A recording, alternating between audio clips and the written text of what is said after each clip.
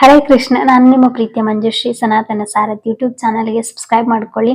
ಹಾಗೆ ಹೊಸತ್ತಾಗಿ ವಿಡಿಯೋ ನೋಡ್ತಿರೋರು ಎಲ್ಲರಿಗೂ ಕೂಡ ಸ್ವಾಗತ. ಹಾಗೆ ಶ್ಲೋಕಗಳು ಇಷ್ಟ ಆದ್ರೆ ಲೈಕ್ ಮಾಡಿ, ಅಷ್ಟೇ ಅಲ್ಲದೆ ನಿಮ್ಮ ಫ್ಯಾಮಿಲಿಗೆ, ಫ್ರೆಂಡ್ಸ್ಗಳಿಗೆ ಒಂದು ಶೇರ್ ಮಾಡಿ. ಅವರು ಕೂಡ ಒಂದು ಶ್ರೀಕೃಷ್ಣನ ಒಂದು ಆಜ್ಞೆಯಂತೆ ಅಥವಾ ಶ್ರೀಕೃಷ್ಣರ ಒಂದು ಕೊಡುವಂತಹ ಸಂದೇಶಗಳನ್ನು ಪಡೆದು ತಮ್ಮ ಜೀವನದಲ್ಲಿ ಉನ್ನತ ಮಟ್ಟಕ್ಕೆ ಏರ್ಲಿ ಅಂತ ಆಶಯ ಪಡುತ್ತಾ ಒಂದು ಶ್ಲೋಕ ಒಂದು 65 ಮತ್ತೆ 66ರಲ್ಲಿ ನಾನಿದ್ದೇನೆ. ಬನ್ನಿ ಹಾಗಿದ್ರೆ ಶ್ಲೋಕ 65 ಮತ್ತೆ 66ರ ಅನುವಾದವನ್ನು ತಿಳಿದುಕೊಳ್ಳೋಣ.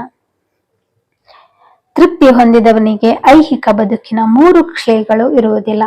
ಇಂತಹ ತೃಪ್ತಿಯನ್ನು ಕಂಡ ಪ್ರಜ್ಞೆಯಲ್ಲಿ ಮನುಷ್ಯನ ಬುದ್ಧಿಯು ಬೇಗನೆ ಸ್ಥಿರವಾಗುವುದು ಅಂತ ಹೇಳಿದ್ರೆ ಶ್ರೀಕೃಷ್ಣರು ಹೇಳ್ತಾರೆ, ಯಾರು ಶ್ರೀಕೃಷ್ಣನ ಪ್ರಜ್ಞೆಯಲ್ಲಿ ಇರ್ತಾನೆ ಅವನಿಗೆ ಯಾವತ್ತೂ ಕೂಡ ಸ್ಥಿರ ಮನಸ್ಸಿನವನಾಗಿರ್ತಾನೆ ಅಂತ ಹೇಳಿದ್ರೆ ತನ್ನ ಜೀವನದಲ್ಲಿ ಏನ್ ಮಾಡ್ಬೇಕು ಅನ್ನೋದನ್ನು ಒಂದೇ ಗುರಿ ಹೊಂದಿರ್ತಾನೆ, ಒಂದೇ ಸ್ಥಿರದಲ್ಲಿ ಇರ್ತಾನೆ. ಅವನ ಇಂದ್ರಿಯಗಳನ್ನು ಇನ್ನೊಂದು ಅಥವಾ ಇನ್ನೊಬ್ಬರ ಕೈಗೆ ಕೊಡುವುದಿಲ್ಲ ಅಥವಾ ಇಂದ್ರಿಯಗಳ ಕೈಗೆ ಕೊಡುವುದಿಲ್ಲ ಅಂತ ಹೇಳಿ ಶ್ರೀಕೃಷ್ಣರು ಹೇಳ್ತಾರೆ. ಅವನು ಸ್ಥಿರ ಬುದ್ಧಿಯವನಾಗಿರ್ತಾನೆ ಅಂತ ಹೇಳಿದ್ರೆ ಒಂದೇ ಮಾರ್ಗದಲ್ಲಿ ಹೋಗಿರ್ತಾನೆ. ಏನ್ ಆಗ್ಬೇಕು ಅನ್ನೋದನ್ನ ಅವನಿಗೆ ಒಂದೇ ಗೊಂದಲ ಇರ್ತದೆ, ಹೊರತಾಗಿ ಅವನು ಯಾವುದಕ್ಕೆ ಕೂಡ ಯೋಚನೆ ಮಾಡುದಿಲ್ಲ, ಕೆಟ್ಟ ಯೋಚನೆ ಕೂಡ ಮಾಡುದಿಲ್ಲ ಅಂತ ಹೇಳಿ ಶ್ರೀಕೃಷ್ಣರೆಲ್ಲ ಹೇಳ್ತಿದ್ದಾರೆ. ಹಾಗಾದ್ರೆ 66ರ ಅನುವಾದ. ಪರಾತ್ಪರನೊಂದಿಗೆ ಅಂದ್ರೆ ಕೃಷ್ಣ ಪ್ರಜ್ಞೆಯಲ್ಲಿರೋನಿಗೆ ಸಂಬಂಧವನ್ನು ಪಡೆದವನಿಗೆ ಅಲೌಕಿಕ ಬುದ್ಧಿ ಶಕ್ತಿಯಾಗಲಿ ಸ್ಥಿರವಾದ ಮನಸ್ಸಾಗಲಿ ಇರುವುದಿಲ್ಲ. ಇವುಗಳಲ್ಲಿದೆ ಶಾಂತಿ ಇಲ್ಲ. ಶಾಂತಿ ಇಲ್ಲದವನಿಗೆ ಸುಖವಿಲ್ಲ. ಈಗ ನೋಡಿದ್ರೆ ಶಾಂತಿ ಇದ್ರೆ ಮಾತ್ರ ನಮ್ಮ ಜೀವನದಲ್ಲಿ ಸುಖ ಇರ್ತದೆ. ಈಗ ಎಷ್ಟೋ ಜನ ಹೇಳ್ತಾರೆ ಹಣ ಇದೆ ಆದ್ರೆ ಏನು ಸುಖ ಇಲ್ಲ, ಅವನಿಗೆ ಶಾಂತಿ ಅನ್ನೋದಿಲ್ಲ, ನೆಮ್ಮದಿ ಅನ್ನೋದಿಲ್ಲ, ಯಾವತ್ತೂ ಟೆನ್ಷನ್, ಯಾವತ್ತೂ ಕೂಡ ಅವನಿಗೆ ಒಂದು ನೆಮ್ಮದಿ ಜೀವನವೇ ಇಲ್ಲ ಅಂತ ಹೇಳಿ ಎಷ್ಟೋ ಜನ ಹೇಳುವುದನ್ನು ಕೇಳಿರ್ತೇವೆ.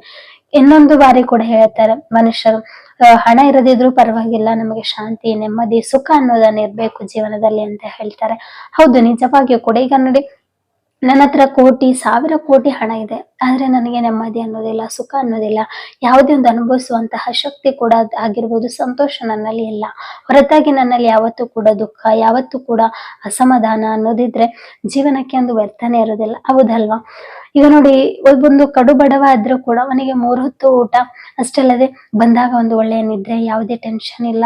ಅಂತ ವ್ಯಕ್ತಿಗೆ ಕೋಟಿ, 1000 ಕೋಟಿ ಹಣದ ಅಗತ್ಯನೇ ಇಲ್ಲ. ಯಾಕಂತ ಹೇಳಿದ್ರೆ ಅವನು ಆರಾಮಾಗಿದ್ದಾನೆ ತನ್ನ ಜೀವನದಲ್ಲಿ. ಅದೇ ವ್ಯಕ್ತಿ, ಈಗ ಬೇರೆ ವ್ಯಕ್ತಿ ನೋಡಿದ್ರೆ 1000 ಹಣ ಇದೆ ಅವನ ಹತ್ರ, ಆದ್ರೆ ಬಂದ ತಕ್ಷಣ ಟೆನ್ಷನ್, ಇನ್ನೇನಾಗ್ತದೆ, ನಾಳೆ ಏನಾಗ್ತದೆ, ಅಥವಾ ಈ ಹಣ ಉಳಿತದ, ಅಥವಾ ಈ ಹಣ ನಾಳೆ ಏನಾದ್ರೂ ಕಮ್ಮಿ ಆಗ್ತದ ಅನ್ನೋ ಟೆನ್ಷನ್ ಅವನಲ್ಲಿ ಇರ್ತದೆ, ಹೊರತಾಗಿ ಅವನಿಗೆ ನೆಮ್ಮದಿ ಅನ್ನೋದಿರಲ್ಲ. ಈ ಶ್ಲೋಕದಲ್ಲಿ ಹೇಳ್ತಾರೆ, ಶ್ರೀಕೃಷ್ಣನ ಪ್ರಜ್ಞೆಯಲ್ಲಿ ಇಲ್ಲದವನಿಗೆ ಅವನಿಗೆ ಶಾಂತಿ ಖಂಡಿತವಾಗಿಯೂ ಇರುವುದಿಲ್ಲ ಅಂತ ಹೇಳಿ ಶ್ರೀಕೃಷ್ಣರು ಹೇಳ್ತಾರೆ. ಯಾಕಂದ್ರೆ ಹಿಂದಿನ ಒಂದು ಕಾಲದಲ್ಲಿ ನಮ್ಮ ತಂದೆ ತಾಯಿಗಳಾಗಿರ್ಬೋದು, ನಮ್ಮ ಅಜ್ಜಿ ತಾತ ಆಗಿರ್ಬೋದು, ಹೇಳೋದು ಒಂದೇ ಮಾತು, ಯಾವತ್ತೂ ಕೂಡ ಜಪ ಮಾಡೋ. ಇವಾಗ ನೋಡಿ, ಈಗ ನಾವೇ ಒಂದು ದೇವಸ್ಥಾನಕ್ಕೆ ಹೋದಾಗ ಎಷ್ಟೊಂದು ನೆಮ್ಮದಿ ಸಿಗ್ತದೆ ಅಲ್ವಾ? ದೇವರ ಜೊತೆ ನಾವು ಒಂದು ಮಾತಾಡ್ತೇವೆ, ನಮ್ಮ ಕಷ್ಟಗಳನ್ನ ಹೇಳ್ಕೊಳ್ತೇವೆ, ಅಷ್ಟಲ್ಲದೆ ನಮಗೊಂದು ಏನೋ ಒಂಥರ ಸಮಾಧಾನ ಅನ್ನೋ ಫೀಲ್ ಬರುತ್ತೆ. ಅಷ್ಟಲ್ಲದೆ ಅಲ್ಲಿ ಮಾಡಿದಂತಹ ಊಟ ಮಾಡಿದ ತಕ್ಷಣ ಕೂಡ ನೋಡಿ, ಎಂತಹ 5 ಸ್ಟಾರ್ ಹೋಟೆಲ್ ನಾವು ಕೋಟಿ ಖರ್ಚು ಮಾಡಿದ್ರು ಕೂಡ ಅಲ್ಲಿ ಸಿಗುವಂತಹ ಸ್ವಾದಿಷ್ಟ ರುಚಿಯಾದಂತಹ ಅಡುಗೆ ಇನ್ನೆಲ್ಲಿ ಕೂಡ ಇರಲ್ಲ. ಅದು ಅನುಭವ ಪಡೆದವರಿಗೆ ಮಾತ್ರ ಗೊತ್ತಿರುತ್ತೆ. ಹಾಗಾಗಿ ಈಗ ನೋಡಿ, ಶ್ರೀಕೃಷ್ಣರ ಒಂದು ಪ್ರಜ್ಞೆಯಲ್ಲಿ ಇರೋರಿಗೆ ಅಷ್ಟೊಂದು ಒಂದು ಇರ್ಬೇಕಾದ್ರೆ, ಈಗ ನಾವು ದೇವಸ್ಥಾನಕ್ಕೆ ಹೋದಾಗ ಎಲ್ಲರೂ ಕೂಡ ಗಮನಿಸ್ತಿರ್ತೇವೆ, ಇವು ತುಂಬಾ ಟೆನ್ಷನ್ ಆದ್ರೆ, ಫಾರ್ ಎಕ್ಸಾಂಪಲ್ ನಂಗೆ ತುಂಬಾ ಒಂದು ಏನೋ ಗೊಂದಲ, ನೆಮ್ಮದಿ ಇಲ್ಲ, ಅಥವಾ ಏನೋ ಒಂದು ವಿಚಾರ ಇದೆ ತಲೆಯಲ್ಲಿ ಅಂತ ಹೇಳಿದಾಗ ನಾವು ಇನ್ನೊಬ್ರ ಹತ್ರ ಹೇಳ್ಕೊಂಡಾಗ ಅದು ದೊಡ್ಡ ಇಶ್ಯೂ ಆಗ್ತದೆ. ಹೊರತು ನಾವು ದೇವಸ್ಥಾನಕ್ಕೆ ಹೋಗಿ ದೇವರ ಜೊತೆ ಮಾತಾಡ್ತೇವೆ, ಅಥವಾ ದೇವರಲ್ಲಿ ಒಂದು ಹೇಳ್ಕೊಳ್ತೇವೆ, ಹೀಗಿದೆ ತಂದೆ, ನೀನೇ ದಾರಿ ತೋರಿಸ್ಬೇಕು ಅಂತ ಹೇಳಿದಾಗ ಆ ದೇವಸ್ಥಾನದಲ್ಲಿ ಒಂದು 5 ನಿಮಿಷ ಕೂತ್ರೆ ಕೂಡ ಇಂತಹ ಅನುಭವ ಸಿಗ್ತದೆ ಅಂತ ಹೇಳಿದ್ರೆ ಅದನ್ನ ಅನುಭವಿಸಿದ್ರೆ ಖಂಡಿತವಾಗಿಯೂ ಗೊತ್ತಿರ್ತದೆ. ಈಗ ನಮಗೆ ದೇವಸ್ಥಾನಕ್ಕೆ ಹೋದ ತಕ್ಷಣ ಅದು ಏನೋ ಒಂದು ಅದು ಆಗ್ತದೋ ಬಿಡ್ತದೋ ಅನ್ನೋ ಒಂದು ನಂಬಿಕೆ ಬೇರೆ ಕಡೆ ಇಟ್ರೆ, ಇನ್ನೊಂದು ಅಲ್ಲಿ ಹೋಗಿದ್ದೇನೆ, ನಮ್ಮ ಜೊತೆ ದೇವರಿದ್ದಾರೆ ಅನ್ನೋ ಆ ನಂಬಿಕೆ ಇದೆಲ್ಲ, ಅದು ಎಲ್ಲಿಗೂ ಕೊಂಡು ಹೋಗ್ತದೆ. ನಂಬಿಕೆ ಅನ್ನೋದೇ ಒಂದು ಜೀವನ ಅಂತ ಹೇಳ್ಬೋದು. ಒಂದು ದೇವಸ್ಥಾನಕ್ಕೆ ಹೋಗುವಂತಹ ಆ ನೆಮ್ಮದಿ ಬೇರೆ ಎಲ್ಲಿ ಕೂಡ, ನೀವು ಫಾರಿನ್ಗೆ ಹೋಗಿ, ಲಂಡನ್ಗೆ ಹೋಗಿ, ಎಲ್ಲಿಗಾದ್ರೂ ಹೋದ್ರೆ ಕೂಡ ಆ ನೆಮ್ಮದಿ ಖಂಡಿತವಾಗಿಯೂ ಸಿಗಲ್ಲ ಅಂತಾನೆ ಹೇಳ್ಬೋದು. ಅಷ್ಟೇ ಅಲ್ಲದೆ ರುಚಿಯಾದ ಆಹಾರ ಕೂಡ ಬೇರೆ ಎಲ್ಲಿಯೂ ಸಿಗಲ್ಲ. ಆ ದೇವಸ್ಥಾನದಲ್ಲಿ ಒಂದು ಹೊತ್ತು ಊಟ ಮಾಡಿದ್ರೆ ಬೇರೆ ಯಾವ ಹೋಟೆಲ್ ಅಲ್ಲಿ ತಿಂದ್ರು ಕೂಡ ಸಿಗುದಿಲ್ಲ. ಹಾಗಾಗಿ ಒಂದು ಹಿರಿಯರು ಹೇಳುದಿದೆ, ಒಂದು ನೆಮ್ಮದಿ ಜೀವನ ಬೇಕಂತ ಹೇಳಿದ್ರೆ ದೇವಸ್ಥಾನಕ್ಕೆ ಹೋಗೋ, ಪೂಜೆ ಪುನಸ್ಕಾರಗಳನ್ನು ಮಾಡು, ಅಷ್ಟೇ ಅಲ್ಲದೆ ಬಡವರಿಗೆ ದಾನ ಮಾಡು, ಅಥವಾ ನಿನಗೆ ಕೈಲಾದ ಮಟ್ಟಿಗೆ ನೀನು ಇನ್ನೊಬ್ಬರಿಗೆ ಒಳ್ಳೇದನ್ನೇ ಬಯಸು, ಒಳ್ಳೇದನ್ನೇ ಮಾಡು, ಅಥವಾ ನಿನ್ನಿಂದ ಕೆಟ್ಟದನ್ನು ಯಾವತ್ತೂ ಕೂಡ ಮಾಡ್ಬೇಡ. ಒಳ್ಳೇದಾಗದಿದ್ರು ಪರವಾಗಿಲ್ಲ, ಕೆಟ್ಟದ್ದು ಮಾಡ್ಬೇಡ, ಇನ್ನೊಬ್ಬರ ಹೊಟ್ಟೆ ಮೇಲೆ ಕಲ್ಲು ಹಾಕ್ಬೇಡ. ಇಂತಹ ಮಾತುಗಳು ನಾವು ಗುರು ಹಿರಿಯರಿಂದ ಕಲಿತೇವೆ.